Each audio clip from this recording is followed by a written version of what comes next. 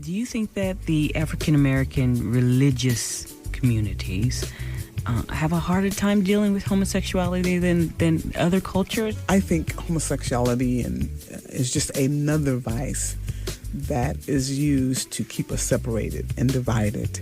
If it's not our economic status, if it's not our educational achievements, our occupation, there is always something, if you will, thrown into the game to keep us divided and separated. Okay. Those who are abused become abusers.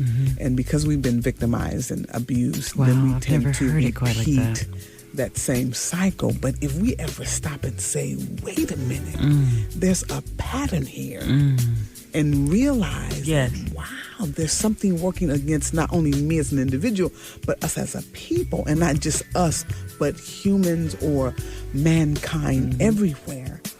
And I think once we realize that and say, wait a minute, start thinking and becoming aware of who we are and the essence of God being inside of us, and take that position in the earth realm, I think a lot of things that we fight and bicker about will become so obscure and minute until it would become something of the past. It would disappear. I love that. I want to see that in my lifetime. Oh, absolutely. I think we will. Well, I wanted to congratulate you because you're soon to be consecrated as bishop of one of the largest affirming fellowships, the United Progressive Pentecostal Church of Atlanta, Georgia, where Bishop O.C. Allen III is the presiding prelate. Yeah. I know that's a lot of jargon, maybe even religious jargon for some, but in other words, it means that we have a beautiful spirit in a religious hierarchy that can at least be a voice for us. Absolutely. As far as I'm concerned. Absolutely. That's how I look at it. Well, what about the people who would say that's sacrilegious, or, they don't belong in the same place? Well, and they have the right to voice that opinion. Voice and to feel what you feel.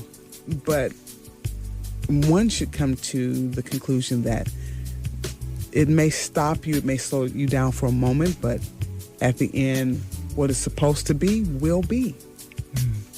Your purpose is your blueprint for originality. Absolutely. You are your best thing. I like that. Well, thank you.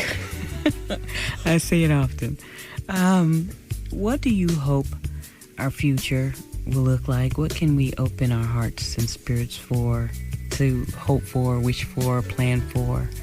I believe that we are going to see a tremendous degree of awareness where consciously people are becoming more aware. I believe people are so hungry for just the truth about who they are and why they are here, who they are as it relates to God, not necessarily being religious, but having a relationship with the Creator. A connection with the Creator. And I believe that year 2013 is going to usher us into a dispensation where that will happen. People will start to get it. And a lot of things that divided us will disappear, and people will cross denominational lines, and cultural codes that divide us will eliminate themselves because of our awareness of who we are. And we'll begin to walk in that, and you'll see more love. And of course, you have to also recognize that there's always going to be the opposite, someone who doesn't get it. But honey, you ought to be so busy about getting what you get and living it until someone who doesn't get it, what the impact that they may or could have had on your life won't even matter as much.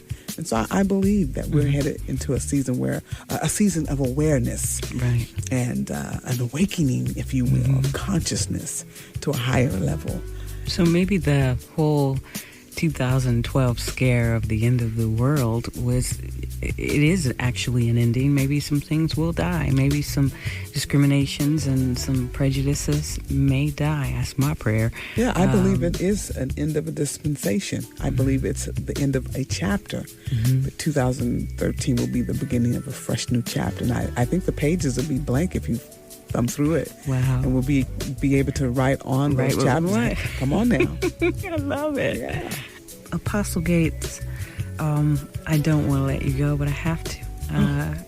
I thank you so much for gracing our studio and for just pouring into my life. You have been invaluable to me. I think your message is love, and we will continue to support you in your endeavors. And let me say this, congratulations on launching the Satin Lounge. I'm so excited and so proud of you. And I heard you mention earlier preaching, and I want to let you know that this is a ministry, and you're touching lives and changing lives, and it is a form of preaching. Preach, girl. Your bad self. Wow. So keep doing what you're doing. Okay, offering play going around right now. Right. Everybody Jingle. Yeah. It's offering Get time. your little coins. I'm looking for some. It's offering time in the Satin Lounge. Amen. Oh, no. Thank you for having me. Thank you. Come again anytime. I shall. Thank you. God bless you.